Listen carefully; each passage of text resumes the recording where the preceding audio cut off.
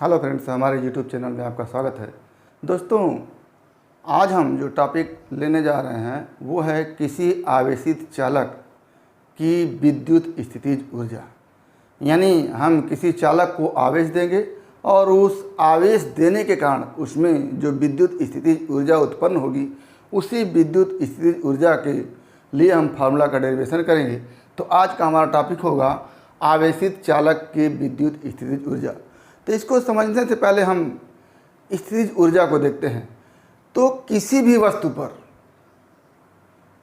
यदि कार्य करके उसको विशेष स्थिति में या विशेष अवस्था में परिवर्तित कर दिया जाता है, तो उस वस्तु में जितना हम कार्य करते हैं वही कार्य उसमें स्थितिज ऊर्जा के रूप में संचित हो जाता है। जैसे यदि हम कोई वस्तु पृथ्वी सतह पर रखी हो और उस पर कार्य करके हम उसको कुछ ऊंचाई पर ले जाते हैं, तो इस वस्तु पर गुरुत्वीय बल के विरुद्ध हम कार्य करते हैं और इसको कुछ ऊंचाई पर लाते हैं, तो इसमें गुरुत्वीय स्थितिज ऊर्जा संचित हो जाती है।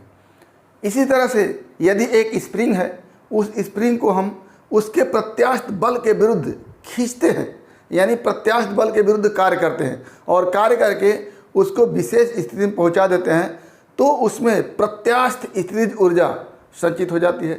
बिल्कुल इसी तरह से यदि किसी वस्तु पर हम कार्य करके उसको आवेश देते हैं, किसी चालक पर हम कार्य करके उसको आवेश देते हैं, तो जब हम आवेश देंगे तो विद्युत बल के विरुद्ध उस चालक पर कार्य करते हैं। यदि हम किसी चालक को आवेश देने के लिए कार्य करते हैं तो हम उस चालक पर विद्युत बल के विरुद्ध कार्य करते हैं, और जब विद्युत बल के विरुद्ध कार्य करते हैं तो वह कार्य उस चालक में स्थितिज ऊर्जा के रूप में संचित हो जाती है। उसी स्थितिज ऊर्जा को हम क्या कहते हैं? विद्युत स्थितिज ऊर्जा कहते हैं। अब किसी चालक को कितना आवेश देने पर कितना कार्य करना पड़ता है, उसी के विषय में हम यहाँ पर चर्चा करेंगे। तो विद्युत स्थितिज ऊर्जा की परिभाषा पहले हम लिख लेते हैं कि यदि किसी चालक को आवेश दिया जाता है तो आवेश देने के लिए विद्युत बल के विरुद्ध चालक पर कार्य करना पड़ता है। यही कार्य चालक में विद्युत स्थितिज ऊर्जा के रूप में संचित हो जाती है। यानी किसी भी चालक को हम आवेश देते हैं तो विद्युत बल के विरुद्ध उस चालक पर कार्य करते हैं, और यही कार्य उस चालक में विद्युत स्थितिज ऊर्जा के रूप में संचित हो जाती है। जैसे क्यों कार्य करना पड़ता है उसको हम देख लेते हैं। एक चालक है यहाँ पर, इस चालक को मान लीजिए हम थोड़ा सा आवेश, चलिए 1 कूलाम बता देते हैं, 1 कूलाम आवेश देते हैं, तो इस चालक में 1 कूलाम आवेश पहुँच गया है, पॉजिटिव आवेश, 1 कूलाम पॉजिटिव आवेश पहुँच गया है। अब जब हम दूसरा कूलाम पॉजिटिव आवेश देना चाहते हैं, दूसरा कूलाम पॉजिटिव आवेश देना चाहते हैं, तो ये पहले कूलाम का पॉजिटिव आवेश दूसरे कूलाम के पॉजिटिव आवेश पर प्रतिकर्षण बल लगाता है। उस प्रतिकर्षण बल के विरुद्ध यदि हम और इस पर चार्ज देना चाहते हैं तो हमको इस चालक पर कार्य करना पड़ता है। यही कार्य धीरे धीरे इस चालक में क्या विद्युत स्थितिज ऊर्जा के रूप में संचित हो जाती है। तो कुल मिलाकर के पहला जब आवेश देते हैं उसके बाद दूसरा आवेश देते हैं तो दोनों आवेशों के बीच विद्युत प्रतिकर्षण बल लगता है, और इस विद्युत प्रतिकर्षण बल के विरुद्ध हमको कार्य करना पड़ता है। यही कार्य क्या होती है? इस चालक में विद्युत स्थितिज ऊर्जा के रूप में संचित हो जाती है। तो अगर हम चालक को Q आवेश दें तो उस पर इस Q आवेश देने का कितना कार्य करना पड़ेगा, यही कार्य हम निकालेंगे। तो मान लिया चालक को Q आवेश देने पर उसमें भी विद्युत विभव उत्पन्न होता है, भी विद्युत विभव उत्पन्न होता है। तो ऐसी स्थिति में चालक पर आवेश न होने की स्थिति में उस पर शून्य होगा, तथा Q आवेश देने पर विभव बढ़कर भी होगा। अतः चालक का औसत विभव 0 + v/2 बराबर v/2 माना जा सकता है। माना जा सकता है। अच्छा, यानी प्रारंभ में जब उस पर आवेश नहीं था तो उसका विभव शून्य था, जब हमने आवेश Q दे दिया तो उसका विभव V हो गया। तो ऐसी स्थिति में उसका औसत विभव क्या हो जाएगा, पहले का विभव 0 प्लस अंतिम विभव V जोड़ करके 2 से डिवाइड कर दें तो उसका औसत विभव मिल जाएगा। क्योंकि विभव की परिभाषा में हम जानते हैं कि एकांक आवेश को देने में जितना कार्य करना पड़ता है वही कार्य उस वस्तु का विद्युत विभव होता है। तो क्या लिखेंगे, सिंस एकांक आवेश को किया गया कार्य ही विद्युत विभव है। अतः विभव जो औसत विभव है V/2 इक्वल टू किया गया कार्य बटा आवेश। ये कौन सा किया गया कार्य है, चालक को Q आवेश देने पर किया गया कार्य हो गया। तो इसी को हम लिखते हैं implies that V/2 equal to W/Q। क्यों, Q आवेश दिया गया है और मान लेते हैं W जूल कार्य करना पड़ रहा है। तो यहाँ से क्या हो जाएगा, W equal to 1/2 Q into V।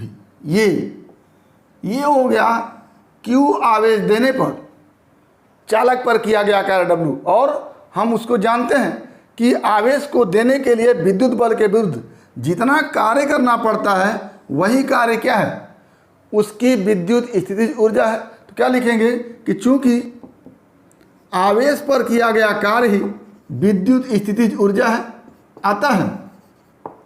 अतः क्या हो जाएगा, U इक्वल टू किया गया कार्य W equal to half QV। और यहाँ से हो जाता है U equal to half QV। और एक तो ये हो गया। और चूंकि इसके पहले हम पढ़ चुके हैं कि चालक को दिया गया आवेश Q इक्वल टू चालक की धारिता C और उत्पन्न विभव V, Q equal to CV। तो यहाँ से हम लिख सकते हैं imply that U equal to half Q की जगह CV और अलग से V। क्या हो जाएगा, U equal to half CV square. एक ये भी हो गया। और आगे इस V को हम क्या लिख सकते हैं, यहाँ से V इक्वल टू Q/C। तो इस V को हम Q/C भी लिख सकते हैं। तो क्या हो जाएगा, यहाँ से एक और फॉर्मूला बन के आएगा, U equal to half Q और V की जगह Q/C। क्या हो जाएगा, U equal to half Q square C। एक फॉर्मूला ये भी बन गया। तो ये विद्युत स्थितिज ऊर्जा half QV half CV square और हाफ Q स्क्वायर C, ये विद्युत स्थितिज ऊर्जा के लिए 3 फॉर्मूले हो गए। आगे हम इस कार्य को, जिसको हम हाफ QV निकाले हैं, इसी कार्य को समाकलन विधि से हम निकाल सकते हैं, जिसको हम देखेंगे कि कैसे W equal to half QV आ सकता है, या W equal to half Q square C आ सकता है, या W equal to half CV square आ सकता है। तो समाकलन विधि से इस W का मान निकालेंगे और उसको भी हम विद्युत स्थितिज ऊर्जा के रूप में देख लेंगे। तो दूसरी विधि है विद्युत स्थितिज ऊर्जा निकालने की समाकलन विधि, ये दूसरी विधि। अब जैसा कि हम जानते हैं कि W इक्वल टू QV होता है, या कह लें कि V इक्वल टू W/Q होता है, या यहीं से W इक्वल टू क्या निकल के आता है, QV निकल के आता है। ये फार्मूला तब लगता है जब Q और V दोनों कांस्टेंट होता है, तो Q और V का गुणा करके हम W निकाल लेते हैं।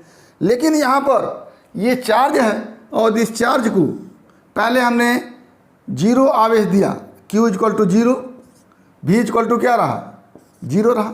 जैसे जैसे हम आवेश को देते जाते हैं वैसे वैसे V का मान क्या होता है, बढ़ता जाता है। तो यहाँ पर Q और V दोनों कांस्टेंट नहीं है। यदि किसी समय दिए गए आवेश Q डैश के कारण विद्युत विभव भी डैश हो जाता है। जैसे हम शुरू में आवेश नहीं था तो उस पर विभव नहीं था, थोड़ा सा आवेश दिए थोड़ा सा विभव उत्पन्न हुआ, थोड़ा सा और आवेश दिए थोड़ा सा और विभव उत्पन्न हुआ।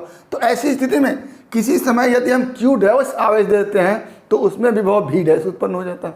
तो क्या लिखेंगे कि चूंकि चालक में उत्पन्न विभव दिए गए आवेश के कारण होता है, आवेश Q इक्वल टू 0 पर विभव V इक्वल टू 0 है। यदि किसी समय दिए गए आवेश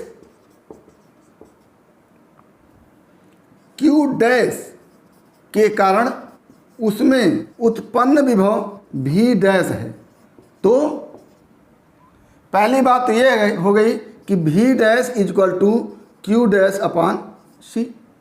एक यहाँ से हो गया इक्वेशन 1। और जब हमने आवेश Q डैश दे दिया तो उसमें विभव V डैश उत्पन्न हो गया। अब अत्यंत सूक्ष्म आवेश को बढ़ा देते हैं।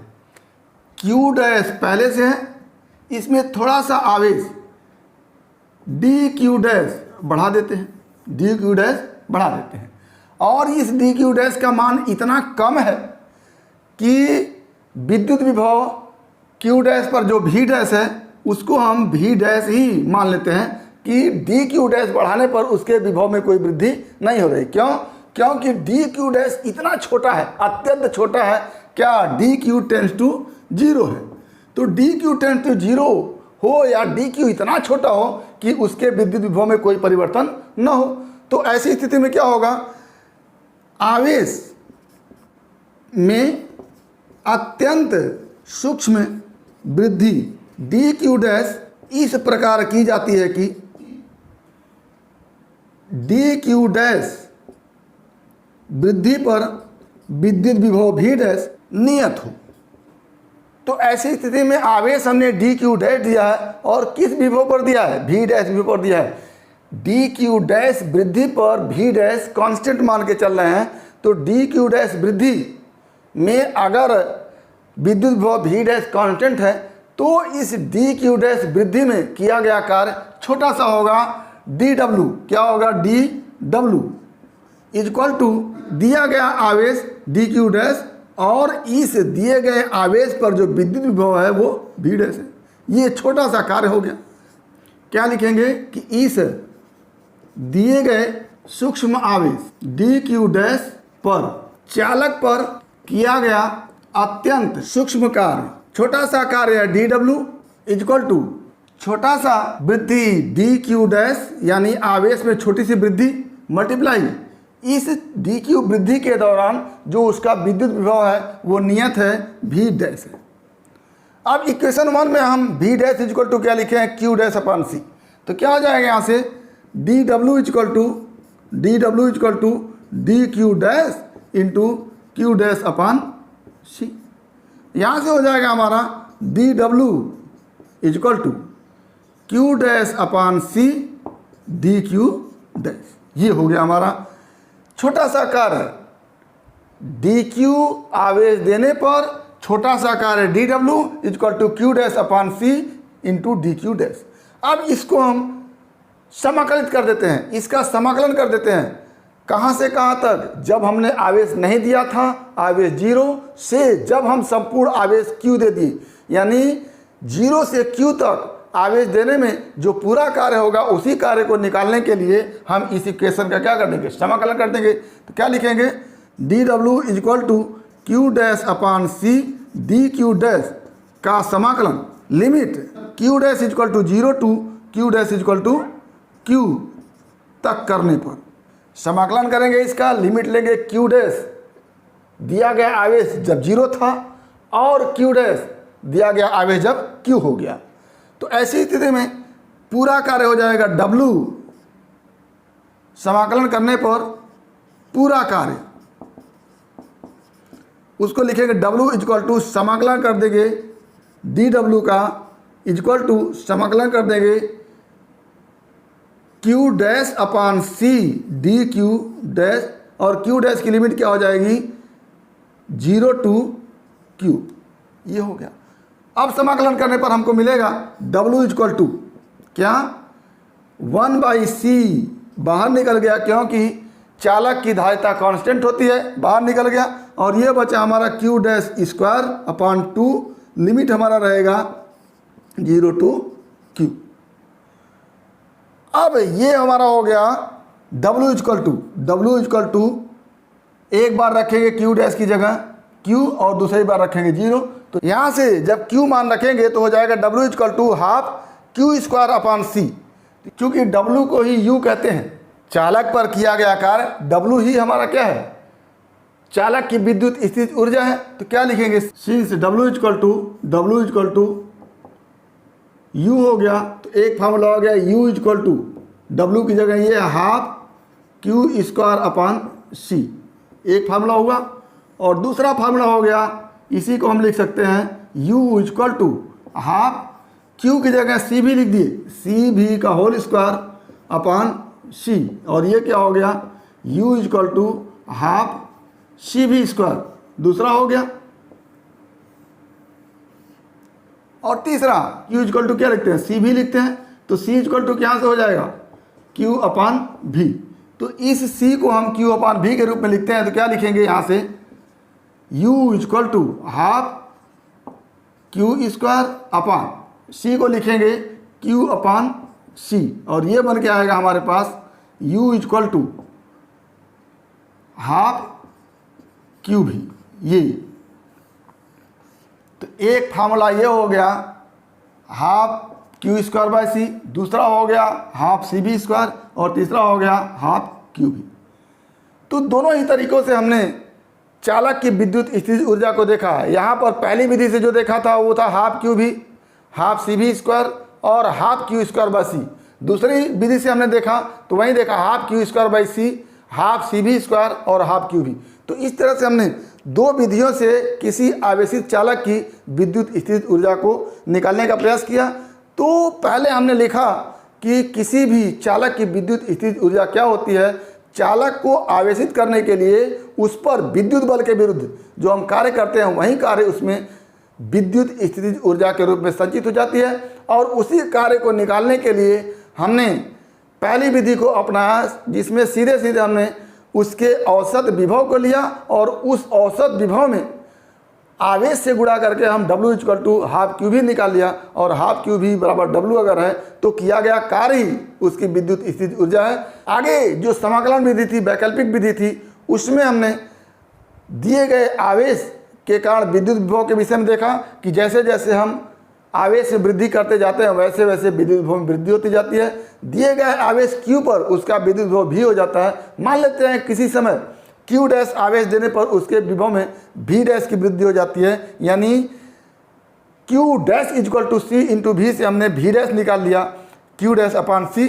और इस Q डैश के बाद अत्यंत सूक्ष्म आवेश हमने dQ दिया। इस dQ आवेश पर छोटा सा कार्य dW को निकाला और इस dW को हमने समाकलन करके पूरा कार्य आवेश Q देने पर निकाल लिया। और ये पूरा कार्य W equal to half Q square upon C हुआ। और इस half Q square upon C को हाफ C भी स्क्वायर और हाफ Q भी में हमने बदल करके पूरा कार्य जो विद्युत स्थितिज ऊर्जा के रूप में था उस कार्य को हमने विद्युत स्थितिज ऊर्जा के रूप में रख करके तीन फॉर्मूले हम यहाँ पर निकालें। तो दोनों ही विधियों से हम किसी चालक की विद्युत स्थितिज ऊर्जा के लिए फॉर्मूले का डेरिवेशन किया। उम्मीद करते हैं कि आपको समझ में आया होगा। अगर इसमें किसी प्रकार की समस्या है तो आप हमारे YouTube चैनल के कमेंट बॉक्स में कमेंट करके अपनी समस्या का समाधान करेंगे। और यदि वीडियो क्लिप पसंद आए तो प्लीज़ लाइक करेंगे, शेयर करेंगे, साथ ही हमारे YouTube चैनल को सब्सक्राइब करेंगे ताकि इस तरह की वीडियो क्लिप का नोटिफिकेशन आपको मिलता रहे। तो आज इतना ही। अगला टॉपिक अगले वीडियो क्लिप में। एक बार फिर आपके भविष्य के लिए बेस्ट ऑफ लक। धन्यवाद।